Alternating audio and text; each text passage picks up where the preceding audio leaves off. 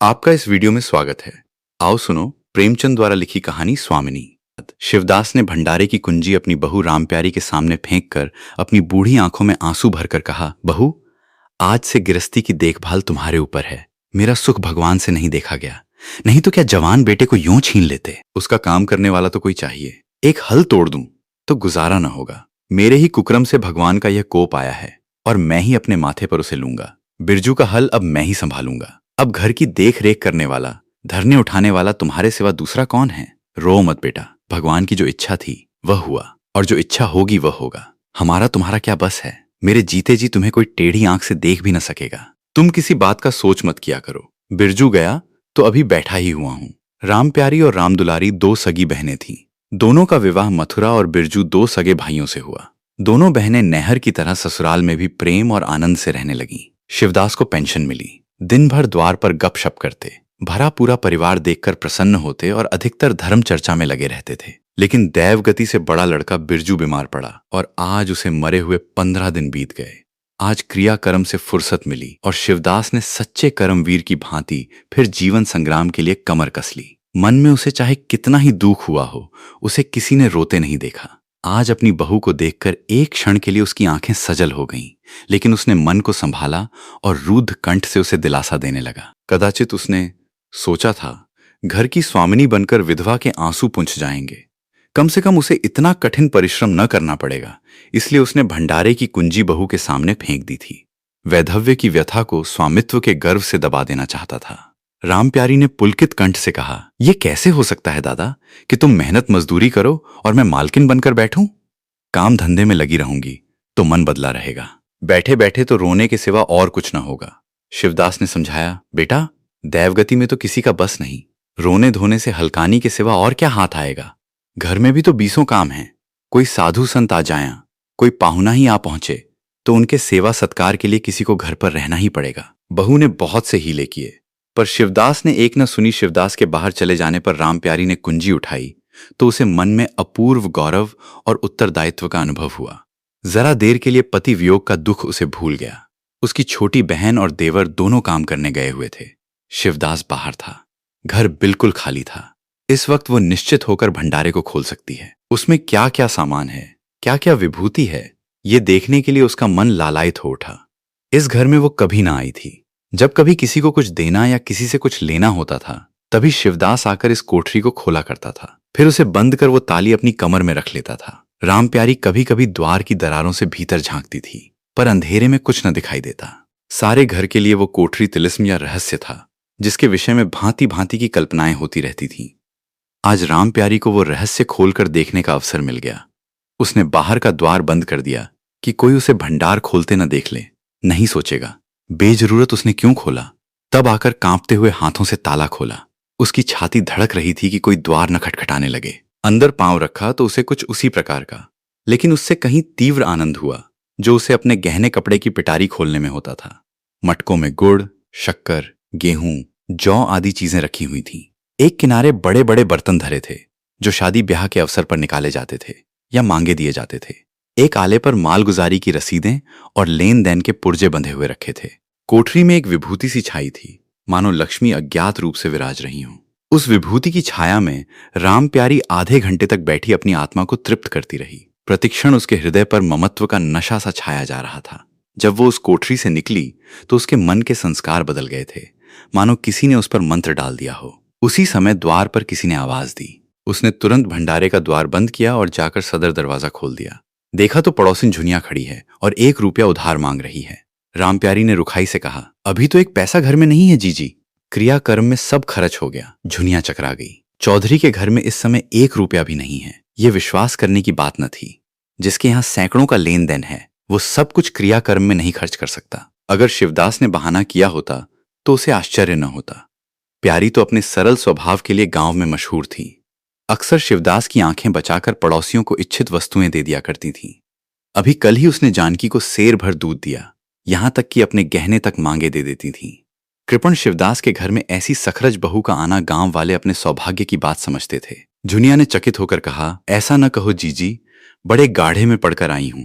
नहीं, तुम जानती हो मेरी आदत ऐसी नहीं है। बाकी का 1 रुपया देना है। प्यादा द्वार पर खड़ा बकझक कर रहा है। रुपया दे दो तो किसी तरह यह विपत्ति टले। मैं आज के 8वें दिन आकर दे जाऊंगी। गांव में और कौन घर है जहां मांगने जाऊं?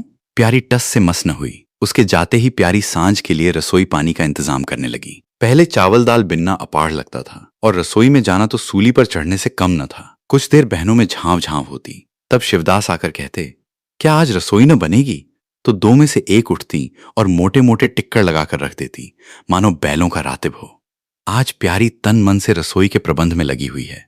अब वो घर की स्वामिनी है। तब उसने बाहर निकलकर देखा, कितना कूड़ा करकट पड़ा हुआ है। बुढ़ू दिन भर मक्खी मारा करते हैं, इतना भी नहीं होता कि जरा झाड़ू ही लगा दें। अब क्या इनसे इतना भी ना होगा? द्वार चिकना होना चाहिए कि देखकर आदमी का मन प्रसन्न हो जाए, ये नहीं कि उबकाई आने लगे। अभी कह दूं तो तिनक उठें। अच्छा, मुन्नी नांद से अलग क्यों खड़ी है? उसने मुन्नी के पास जाकर नांद में झांका। दुर्गंध आ रही थी। ठीक, मालूम होता है महीनों से पानी ही नहीं बदला गया। इस तरह तो गाय रह चुकी। अपना पेट भर लिया, छुट्टी हुई, और किसी से क्या मतलब? हाँ, दूध सबको अच्छा लगता है। दादा द्वार पे बैठे चिलम पी रहे हैं, मगर इतना नहीं होता कि 4 घड़ा पानी नांद में डाल दें। मजूर रखा है, वो भी 3 कौड़ी का, खाने को 1.5 सेर। काम करते नानी मरती है। आज आता है तो पूछती हूँ, नांद में पानी क्यों नहीं बदला? रहना हो रहे या जाए, आदमी बहुत मिलेंगे। चारों ओर तो लोग मारे मारे फिर रहे हैं। आखिर उससे न रहा गया, घड़ा उठाकर पानी लाने चली। शिवदास ने पुकारा, पानी क्या होगा बहू? इसमें पानी भरा हुआ है। प्यारी ने कहा, नांद का पानी सड़ गया है। मुन्नी भूसे में मुंह नहीं डालती। देखते नहीं हो, कोस भर पर खड़ी है। शिवदास मार्मिक भाव से मुस्कुराए और आकर बहू के हाथ से घड़ा ले लिया। कई महीने बीत गए।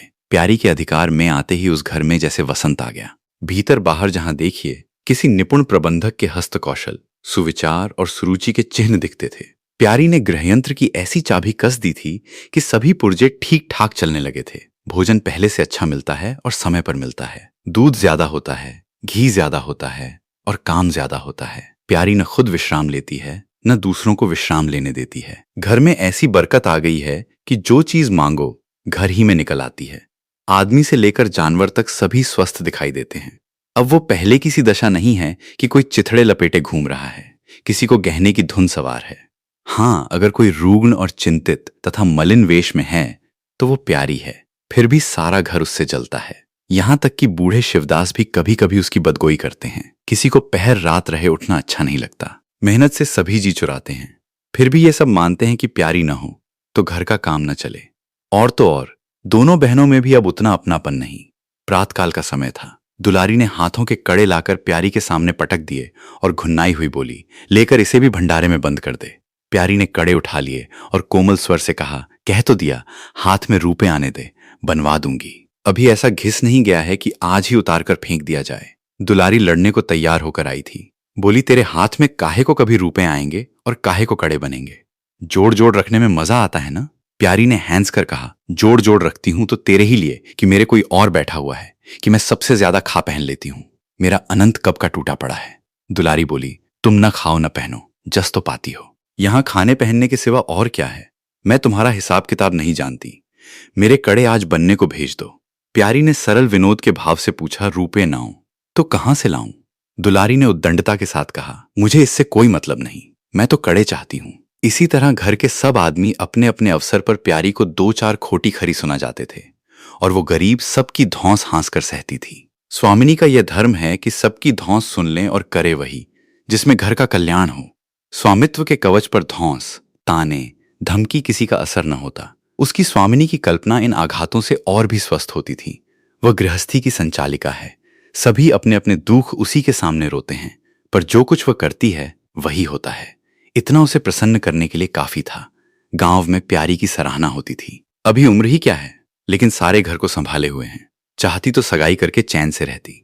इस घर के पीछे अपने को मिटाए देती है। कभी किसी से हंसती बोलती भी नहीं, जैसे काया पलट हो गई। कई दिन बाद दुलारी के कड़े बनकर आ गए। प्यारी खुद सुनार के घर दौड़ दौड़ गई। संध्या हो गई थी। दुलारी और मथुरा हाट से लौटे। प्यारी ने नए कड़े दुलारी को दिए। दुलारी निहाल हो गई। चटपट कड़े पहने और दौड़ी हुई बरौठे में जाकर मथुरा को दिखाने लगी। प्यारी बरौठे के द्वार पर छिपी खड़ी ये दृश्य देखने लगी। उसकी आंखें सजल हो गईं। दुलारी उससे कुल 3 ही साल तो छोटी है, पर दोनों में कितना अंतर है। उसकी आंखें मानो उस दृश्य पर जम गईं। दंपति का वह सरल आनंद, उनका प्रेमालिंगन, उनकी मुग्ध मुद्रा प्यारी की टकटकी सी बैंध गई। यहां तक कि दीपक के धुंधले प्रकाश में वे दोनों उसकी नजरों से गायब हो गए और अपने ही अतीत जीवन की एक लीला आंखों के सामने बार बार नए नए रूप में आने लगी। सहसा शिवदास ने पुकारा, बड़ी बहू, एक पैसा दो, तमाकू मंगवाऊं। प्यारी की समाधि टूट गई। आंसू पोंछती हुई भंडारे में पैसा लेने चली गई। एक एक करके प्यारी के गहने उसके हाथ से निकलते जाते थे। वो चाहती थी मेरा घर गांव में सबसे संपन्न समझा जाए, और इस महत्वाकांक्षा का मूल्य देना पड़ता था। कभी घर की मरम्मत के लिए और कभी बैलों की नई गोई खरीदने के लिए, कभी नातेदारों के व्यवहारों के लिए, कभी बीमारों की दवा दारू के लिए रुपये की जरूरत पड़ती रहती थी।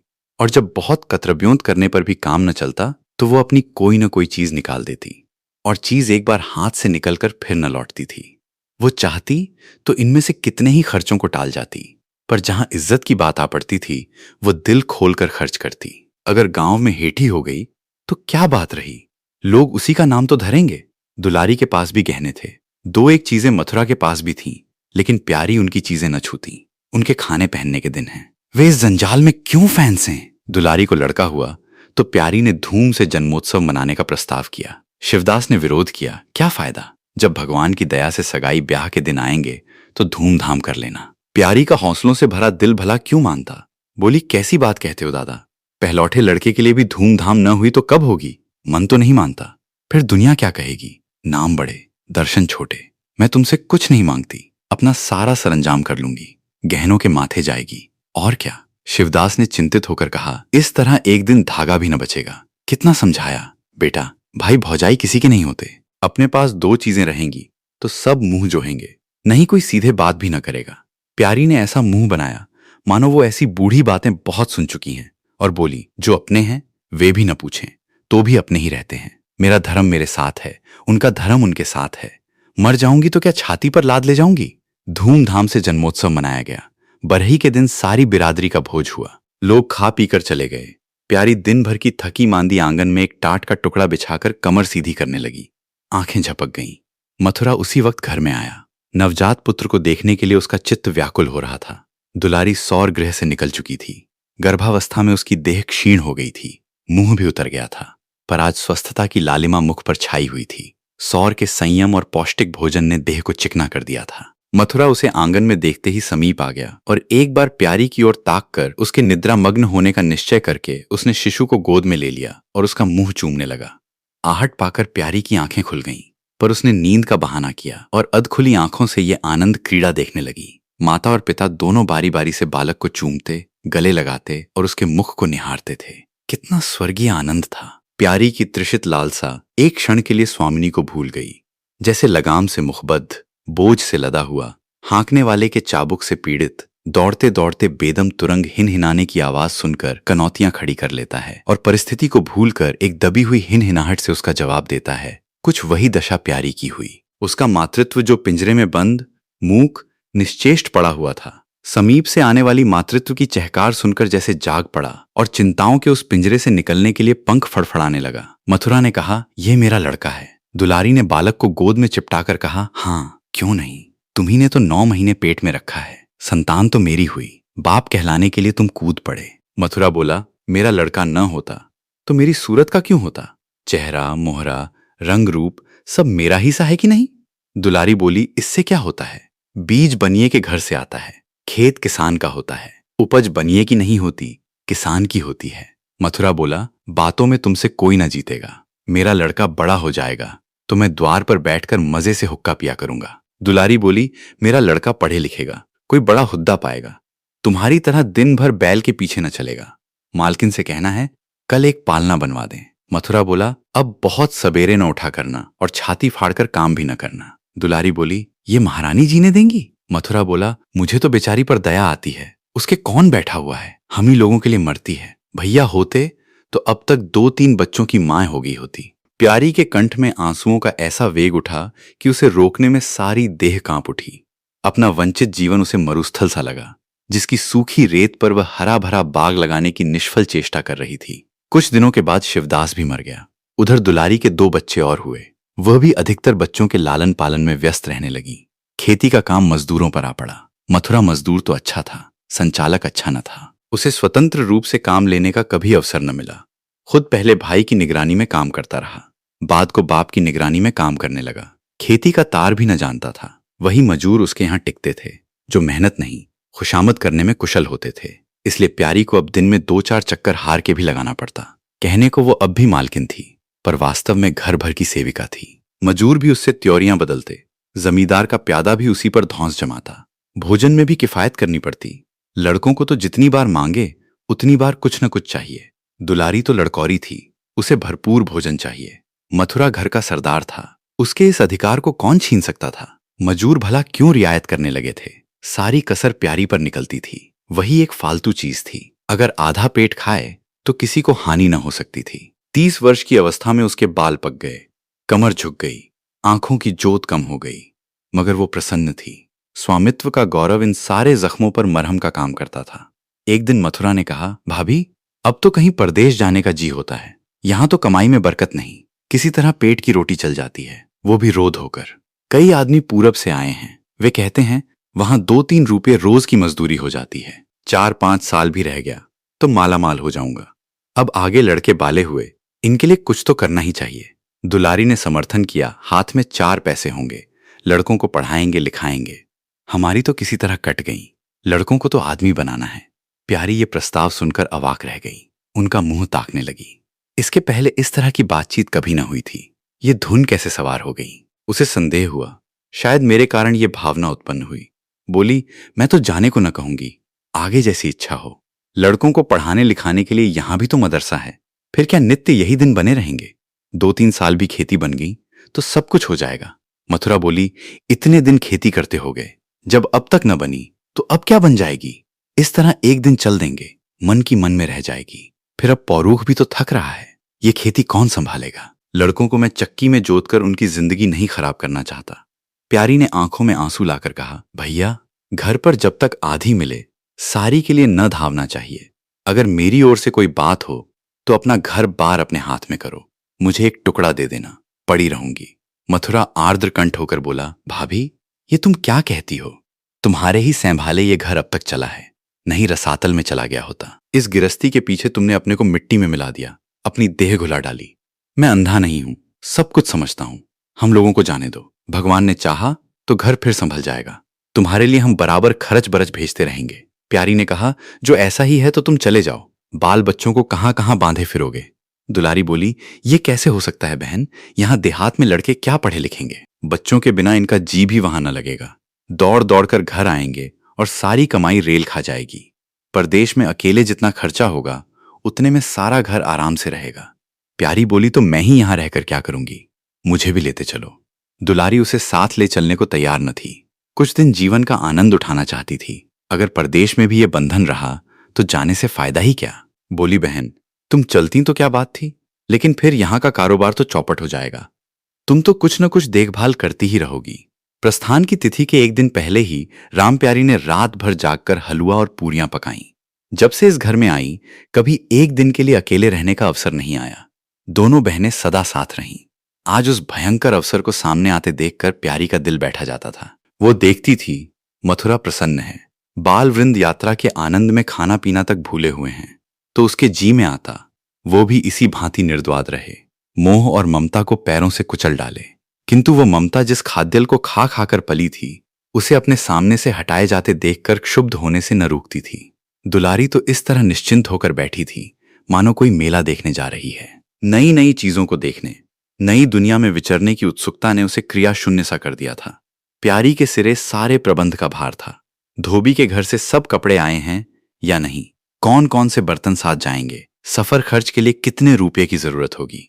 एक बच्चे को खांसी आ रही थी, दूसरे को कई दिन से दस्त आ रहे थे। उन दोनों की औषधियों को पीसना कूटना आदि सैकड़ों ही काम व्यस्त किए हुए थे। लड़कोरी न होकर भी वो बच्चों के लालन पोषण में दुलारी से कुशल थी। देखो, बच्चों को बहुत मारना पीटना मत, मारने से बच्चे जिद्दी या बेहया हो जाते हैं। बच्चों के साथ आदमी को बच्चा बन जाना पड़ता है। जो तुम चाहो कि हम आराम से पड़े रहें और बच्चे चुपचाप बैठे रहें, हाथ पैर न हिलाएं, तो ये हो नहीं सकता। बच्चे तो स्वभाव के चंचल होते हैं, उन्हें किसी न किसी काम में फैंसाएं रखो। धेले का खिलौना 1000 घुड़कियों से बढ़कर होता है। दुलारी इन उपदेशों को इस तरह बेमन होकर सुनती थी मानो कोई सनक कर बक रहा हो। विदाई का दिन प्यारी के लिए परीक्षा का दिन था। उसके जी में आता था कहीं चली जाए जिसमें वो दृश्य देखना न पड़े।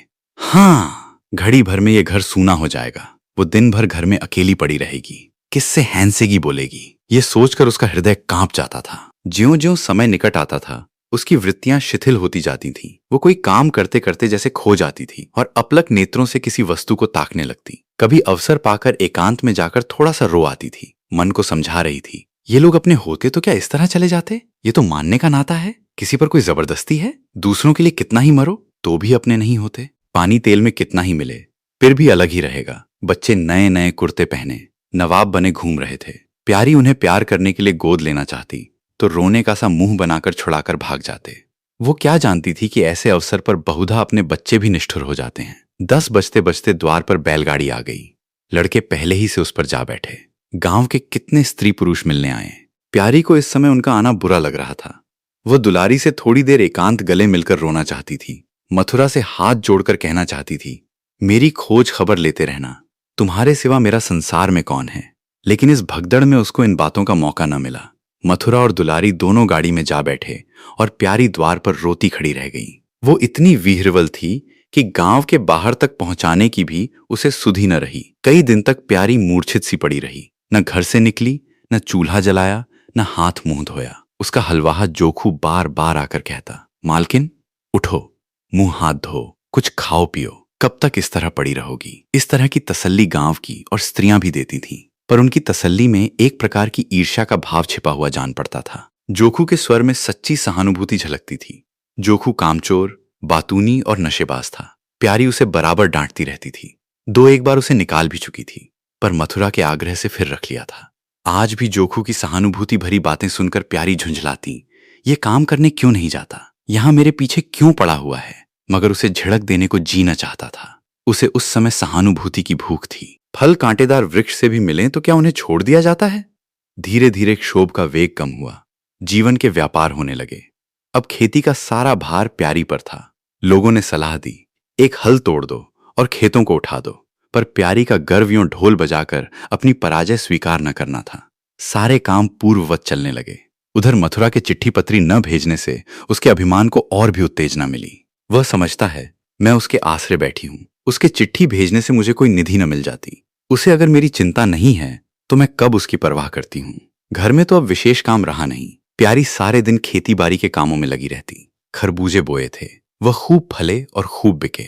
पहले सारा दूध घर में खर्च हो जाता था, अब बिकने लगा। प्यारी की मनोवृत्तियों में भी एक विचित्र परिवर्तन आ गया। वह अब साफ कपड़े पहनती, मांग चोटी की ओर से भी उतनी उदासीन न थी। आभूषणों में भी रुचि हुई। रुपए हाथ में आते ही उसने अपने गिरवी गहने छुड़ाए और भोजन भी संयम से करने लगी। सागर पहले खेतों को सींचकर खुद खाली हो जाता था, अब निकास की नालियां बंद हो गई थीं। सागर में पानी जमा होने लगा और उसमें हल्की हल्की लहरें भी थीं। खिले हुए कमल भी थे। एक दिन जोखू हार से लौटा तो अंधेरा हो गया था। प्यारी ने पूछा, अब तक वहां क्या करता रहा। जोखू ने कहा, 4 क्यारियां बच रही थीं। मैंने सोचा 10 मोट और खींच दूं, कल का झंझट कौन रखे। जोखू अब कुछ दिनों से काम में मन लगाने लगा था। जब तक मालिक उसके सिर पर सवार रहते थे वो हीले बहाने करता था। अब सब कुछ उसके हाथ में था। प्यारी सारे दिन हार में थोड़ी ही रह सकती थी, इसलिए अब उसमें जिम्मेदारी आ गई थी। प्यारी ने लोटे का पानी रखते हुए कहा, अच्छा हाथ मुंह धो डालो। आदमी जान रखकर काम करता है, हाय हाय करने से कुछ नहीं होता। खेत आज न होते कल होते, क्या जल्दी थी। जोखू ने समझा प्यारी बिगड़ रही है। उसने तो अपनी समझ में कारगुजारी की थी और समझा था तारीफ होगी। यहां आलोचना हुई। चिढ़कर बोला, मालकिन दाहिने बाएं दोनों ओर चलती हो, जो बात नहीं समझती हो उसमें क्यों कूदती हो। कल के लिए तो ऊंचवा के खेत पड़े सूख रहे हैं। आज बड़ी मुश्किल से कुआं खाली हुआ था। सवेरे मैं पहुंचता तो कोई और आकर न छेंक लेता, फिर अठवारे तक राह देखनी पड़ती। तक तो सारी उख बिदा हो जाती। प्यारी उसकी सरलता पर हैंस कर बोली, अरे तो मैं तुझे कुछ कह थोड़ी रही हूं, पागल। मैं तो कहती हूं कि जान रखकर काम कर, कहीं बीमार पड़ गया तो लेने के देने पड़ जाएंगे। जोखू बोला, कौन बीमार पड़ जाएगा। मैं 20 साल में कभी सिर तक तो दुखा नहीं, आगे की नहीं जानता। कहो रात भर काम करता रहूं। प्यारी बोली, मैं क्या जानूं, तुम ही अंतरे दिन बैठे रहते थे और पूछा जाता था तो कहते थे जुर आ गया था, पेट में दर्द था। जोखू झेंपता हुआ बोला, वो बातें जब थीं जब मालिक लोग चाहते थे कि इसे पीस डालें, अब तो जानता हूं मेरे ही माथे हैं। मैं न करूंगा तो सब चौपट हो जाएगा। प्यारी बोली, मैं क्या देखभाल नहीं करती। जोखू बोला, तुम बहुत करोगी, 2 बेर चली जाओगी, सारे दिन तुम वहां बैठी नहीं रह सकती। प्यारी को उसके निष्कपट व्यवहार ने मुग्ध कर दिया। बोली, तो इतनी रात गए चूल्हा जलाओगे, कोई सगाई क्यों नहीं कर लेते? जोखू ने मुंह धोते हुए कहा, तुम भी खूब कहती हो मालकिन, अपने पेट भर को तो होता नहीं, सगाई कर लूं। 1.25 सेर खाता हूं, 1 जून पूरा 1.25 सेर, दोनों जून के लिए 2 सेर चाहिए। प्यारी बोली, अच्छा आज मेरी रसोई में खाओ, देखूं कितना खाते हो। जोखू ने पुलकित होकर कहा, नहीं मालकिन, तुम बनाते बनाते थक जाओगी। हाँ, आध सेर के 2 रोटा बनाकर खिला दो तो खा लूं। मैं तो यही करता हूं, बस आटा सानकर 2 लिट बनाता हूं और उपले पर सेंक लेता हूं। कभी मठे से, कभी नमक से, कभी प्याज से खा लेता हूं और आकर सोता रहता हूं। प्यारी बोली, मैं तुम्हें आज फुलके खिलाऊंगी। जोखू बोला, तब तो सारी रात खाते ही बीत जाएगी। प्यारी बोली, बको मत, चटपट आकर बैठ जाओ। जोखू बोला, जरा बैलों को सानी पानी देता जाऊं तो बैठूं। जोखू और प्यारी में ठनी हुई थी। प्यारी ने कहा, मैं कहती हूं, धान रोपने की कोई जरूरत नहीं, झड़ी लग जाए तो खेत डूब जाए, बरखा बंद हो जाए तो खेत सूख जाए। जुआर, बाजरा, सन, अरहर सब तो हैं, धान न सही। जोखू ने अपने विशाल कंधे पर फावड़ा रखते हुए कहा, जब सबका होगा तो मेरा भी होगा, सबका डूब जाएगा तो मेरा भी डूब जाएगा। मैं क्यों किसी से पीछे रहूं? बाबा के जमाने में 5 बीघा से कम नहीं रोपा जाता था। बिरजू भैया ने उसमें 1-2 बीघे और बढ़ा दिए। मथुरा ने भी थोड़ा बहुत हर साल रोपा। तो मैं क्या सबसे गया बीता हूं? मैं 5 बीघे से कम न लगाऊंगा। तब घर में 2 जवान काम करने वाले थे, अब मैं अकेला उन दोनों के बराबर खाता हूं। दोनों के बराबर काम क्यों ना करूंगा? प्यारी बोली, चल झूठा कहीं का, कहते थे 2 सेर खाता हूं, 4 सेर खाता हूं, आध सेर में रह गए।